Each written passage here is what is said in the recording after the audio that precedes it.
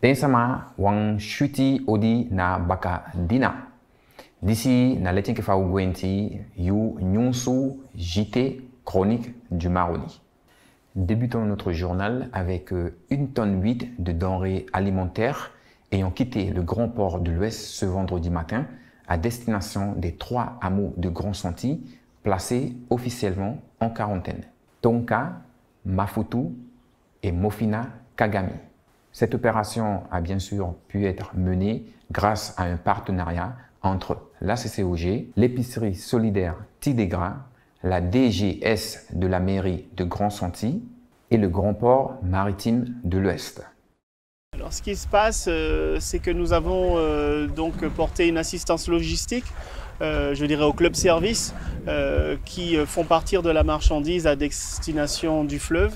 Et donc le port a mis à disposition son personnel, ses prestataires pour donc charger la marchandise que vous voyez ici et qui va partir sur la pirogue dans quelques minutes. Alors le chargement se fait sur une cale, sur un plan incliné qui est au plus près du fleuve.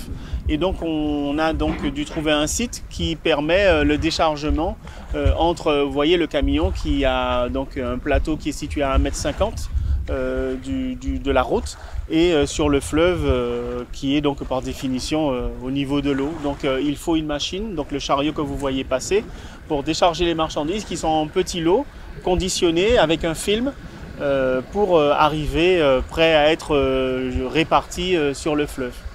Nous sommes installés à Cayenne et nous livrons à des personnes qui se trouvent dans des situations très précaires toute l'année des colis et nous leur permettons d'accéder à une épicerie sociale.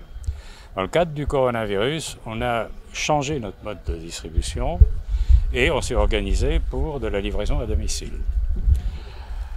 Les CCAS de Matoury et de Rémiremont-Montjoly nous ont demandé de pouvoir livrer certaines personnes qui étaient aussi dans des situations difficiles et en état de précarité. Donc nous avons modifié notre mode de distribution et on a réalisé des packages que vous voyez ici pour un mois qui sont financés par les CCAS. Alors il faut savoir que l'opération que nous conduisons ici, c'est la première que nous conduisons sur le Maroni à la demande de la commune de Grand Santi qui a d'autre part été impactée par l'attaque de coronavirus, mais enfin ça on ne le savait pas initialement, pour livrer 20 palettes de produits alimentaires et de produits d'hygiène et de première nécessité. Il y a par exemple 10 kilos de riz, il y a des pâtes, il y a des queues de porc, il y a des langes pour les enfants, il y a du lait en poudre, enfin il y a un certain nombre de produits, c'est très diversifié, mais c'est quand même ciblé sur notre opération. Il faut savoir qu'on se projette dans une perspective de poursuivre ces livraisons. Et c'est la raison pour laquelle je suis l'ensemble du processus, pour être certain, pour voir quelles sont aussi les difficultés qu'on peut rencontrer pour améliorer une prochaine livraison. Alors il s'avère qu'il y a des campos qui sont confinés, mais écoutez c'est parfait, c'est eux qui vont être livrés en premier. Cette pirogue va partir là, elle n'arrivera que demain.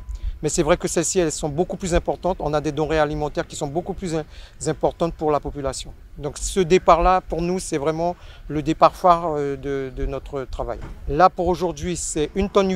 Hier, il y a eu 1 tonne. Et ce matin, on a fait partir à peu près 800 kilos. Maintenant, on verra comment ça a été distribué, comment ça va être consommé. Et en fonction des besoins, puisque nous faisons un recensement régulier, en fonction du besoin de la population, soit on va effectivement se rapprocher des services de l'État pour mettre à notre disposition, puisque le périmètre a été confiné par un arrêté préfectoral, donc les moyens devront être mis par aussi la préfecture. Et nous, en tant que collectivité de la mairie, le maire souhaite mettre à la disposition de sa population un certain nombre de denrées alimentaires. Et maintenant, finissons la semaine en faisant le point sur la situation du centre hospitalier de l'Ouest guyanais avec Jean-Olivier Ménien, pédicure podologue et secrétaire du syndicat CDTG-CFDT. Alors, dites-nous, quel est l'état actuel des choses au niveau du choc? Le choc. Écoutez, très compliqué puisque lundi on avait déjà eu une première réunion d'information avec la direction par rapport à l'apparition en fait du cas positif. Ce cas positif, ben forcément, avant d'être positif, il a travaillé au sein du choc. Donc du coup, il a eu des contacts avec un certain nombre de personnes. Ces personnes ont été répertoriées. Ils sont autour d'une 50aine. Donc ça, en fait, si vous voulez, ça crée une panique au sein du choc. Ça crée une grosse panique au sein du choc, même de l'angoisse. Pas simplement pour les primo-contacts, mais aussi pour les contacts de ces primo-contacts. D'accord? Et ça génère un stress non seulement moral, mais psychologique. Parce que j'ai été appelé par de nombreux agents qui m'expliquaient en fait qu'ils avaient cette crainte en venant travailler à l'hôpital. Mais aussi, cette crainte ne s'envole pas, cette angoisse ne s'envole pas lorsqu'ils rentrent chez eux. Parce qu'ils sont regardés aussi différemment, ce qui est logique. Parce que quand ils rentrent chez eux, leurs familles sont non seulement inquiètes pour elles parce qu'elles travaillent au choc, avec l'éventualité d'attraper le virus, mais aussi sont dans l'optique de se dire, mais quand même prends tes distances parce que tu pourrais nous le donner si jamais tu l'as. Donc en fait, c'est une double peine pour les agents. Et l'idée, en fait, ce serait de pouvoir les rassurer par des campagnes en expliquant en fait que voilà, il y a peut-être peu de risques, mais surtout les tester. Donc c'est pour ça que j'ai demandé dans ma qualité en fait de secrétaire de section du syndicat majoritaire un CHCCT extraordinaire élargi où nous demanderons pas mal de choses. Alors pouvez-vous nous dire quelles sont les revendications? Alors, les revendications que nous allons, je vais vous donner en fait les prioritaires pour nous, puisqu'on va débattre aussi d'autres choses. Mais très clairement, par rapport à l'actualité au niveau du choc, nous allons demander, même limite exiger, parce que ça ne dépend pas de la direction, il faut le comprendre. La direction, elle subit en fait les revendications qui sont imposées par l'ARS. L'ARS dit très clairement en fait que sont testées uniquement les personnes qui sont symptomatiques. C'est-à-dire que si vous avez une toux, si vous avez la fièvre, vous allez être testé. Mais si vous n'avez pas en fait ces symptômes-là, vous ne serez pas testé. Le problème en fait, c'est comme je l'ai dit, ça crée une grosse angoisse au sein du choc. Beaucoup de monde se posent des questions, beaucoup de monde hésitent à venir travailler et ça va poser des problèmes à la suite si jamais ils posent des arrêts. Pour avoir une continuité de soins, il faut que les gens viennent travailler. Donc nos revendications seront très claires. On veut le test pour tous les primo-contacts. Ça, c'est obligatoire. On aura beau nous dire que les tests ne sont pas efficaces pour telle ou telle période. Très clairement, ce n'est pas notre problème. Il faut qu'ils soient testés. Il faut qu'on puisse avoir les résultats pour vraiment déjà apporter une première réponse. Deuxièmement, ce que nous voulons en fait, c'est le retard de la réouverture des visites au niveau de l'EHPAD. À l'heure actuelle, on ne connaît pas la situation exacte de la propagation du virus à Saint-Laurent-du-Maroni. Donc du coup, on ne peut pas envisager la réouverture de l'EHPAD, sachant que les résidents sont les personnes les plus fragiles par rapport à ce virus. Et nous demandons directement aux familles de comprendre un petit peu notre demande. On ne veut pas qu'ils ne voient pas leur famille, mais c'est surtout pour protéger leur famille. D'autre part, nous allons demander aussi le tout masque à l'hôpital. C'est-à-dire qu'on va demander au directeur de mettre un dispositif qui permettrait aux patients qui arrivent, parce que tous les agents normalement sont censés avoir des masques à l'heure actuelle.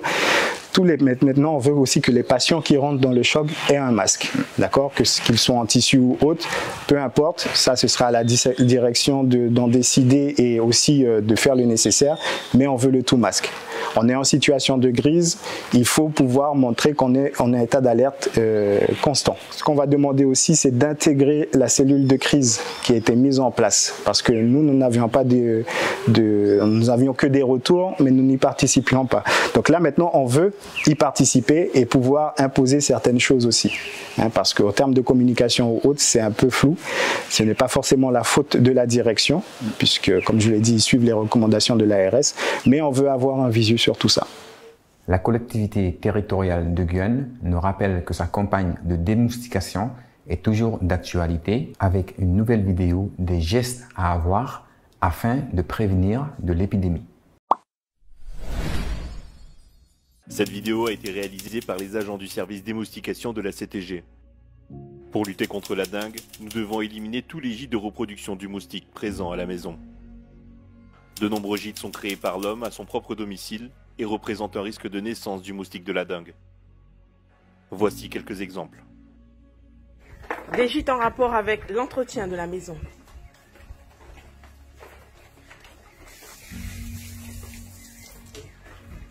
dans la cuisine, des gîtes dans la cuisine.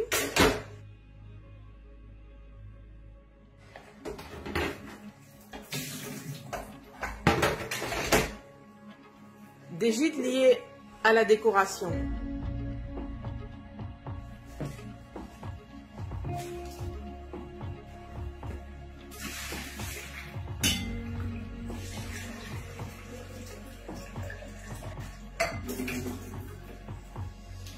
Il faut laver le vase à fleurs avant de le remplir de nouveau.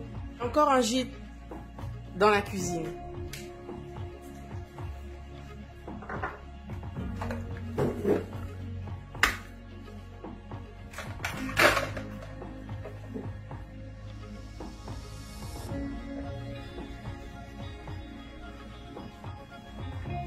Il faut rincer. On le laisse dans l'évier d'ailleurs. D'autres types de gîtes peuvent également être trouvés dans la salle de bain par exemple.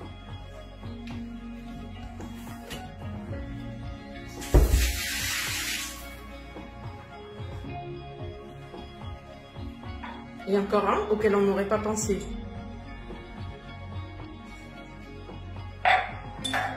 Et enfin, un tout dernier. Maman, il y a des moustiques. Et là, messieurs, dames, on fait quoi? Nettoyez bien afin d'éviter que les œufs de moustiques survivent. Lutter contre le virus de la dengue est l'affaire de tous. Vous aussi, partez au combat contre cette maladie.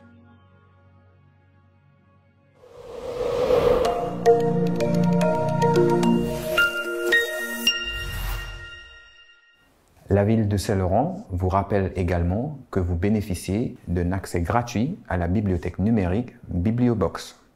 Pour vous inscrire, rendez-vous sur le lien qui s'affiche. Et maintenant, clôturons notre JT avec un petit rappel des gestes barrières à tenir en Engetongo. A coronavirus, a de virus de parti gau na nya higon tapuno no. Yusa kisien te koso te taki e fute tufe. Asa parti te ude ani contact. Asa fika na wansani di wansa majabe asiki oli. Asa kisi yunayana e fi yu fesi. Asa kisi son sama waugi fasi le chenke fasa kisi wansama sonde aisoi. De fashi fa isa sabi te koso ya buantanga feba e fu wankolusu te ina ibum bo bum mo. Sai mudu fasi kino mukisiyu e fu patien yuanta sama. Umude 1 meter te uta ampueta kanga usefi. Inomu bosha sama e fu seke anwa geana. Umewasi wana so fulule isi jumanga sopu anga wata pu belifi na oli inosu imofu efu soi ai te koso kobolo ikiwa pampila sakangisa efu so koso ai nyafa ufi kokwana tana yo subo ichefi ya duan blangle ikisani fu godu gona data gobai sani funyang gona aputeiki ala sama mufu standensania utaigi de pikifu. E fo ainda de tuiki di passa yubego koi na wankonde di asiki de efi moksanga wansama di abia a coronavirus ne yabi feba kolusu ye koso efi na ibo bum yumukai na nombu sina feifi.